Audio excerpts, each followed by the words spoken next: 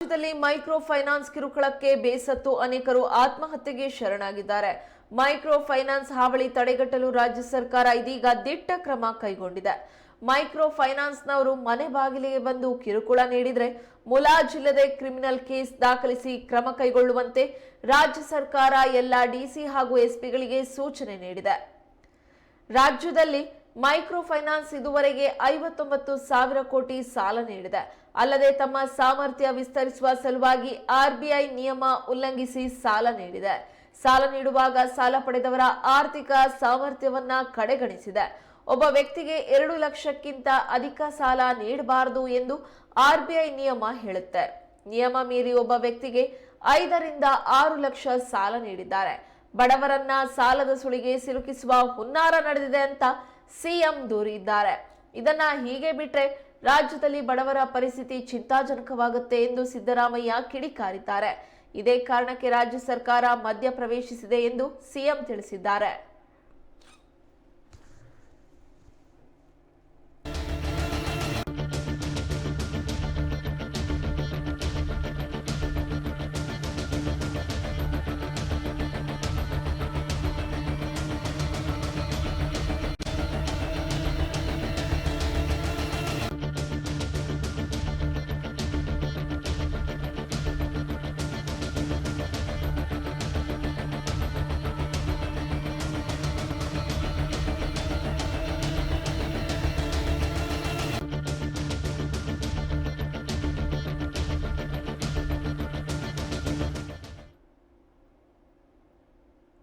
ರಾಜ್ಯದಲ್ಲಿ micro finance ಕಿರುಕುಳಕ್ಕೆ ಬೇಸತ್ತು ಅನೇಕರು ಆತ್ಮಹತ್ಯೆಗೆ ಶರಣಾಗಿದ್ದಾರೆ. ಮೈಕ್ರೋ ಫೈನಾನ್ಸ್ ಹಾವಳಿ ತಡೆಗಟ್ಟಲು ರಾಜ್ಯ ಸರ್ಕಾರ ಇದೀಗ ದಿಟ್ಟ ಕ್ರಮ ಕೈಗೊಂಡಿದೆ.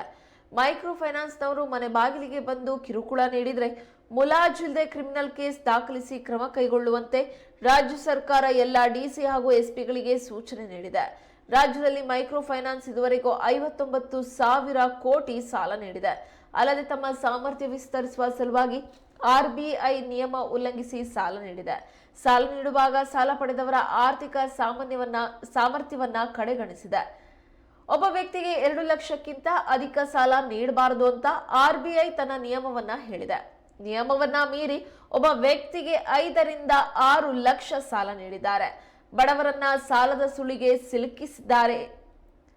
ಸಿಲುಕಿಸುವಂತಹ ಹುನ್ನಾರ ನಡೆದಿದೆ ಅಂತ ಸಿಎಂ ದೂರಿದ್ದಾರೆ. ಇದನ್ನ ಹೀಗೆ ಬಿಟ್ರೆ ರಾಜ್ಯದಲ್ಲಿ ಬಡವರ ಪರಿಸ್ಥಿತಿ ಚಿಂತಾಜನಕವಾಗುತ್ತದೆ ಎಂದು ಸಿಎಂ ಸಿದ್ದರಾಮಯ್ಯ ಕಿಡಿಕಾರಿದ್ದಾರೆ. ಇದೇ ಕಾರಣಕ್ಕೆ ರಾಜ್ಯ ಸರ್ಕಾರ ಮಧ್ಯ ಪ್ರವೇಶಿಸಿದೆ ಎಂದು ಸಿಎಂ ತಿಳಿಸಿದರು.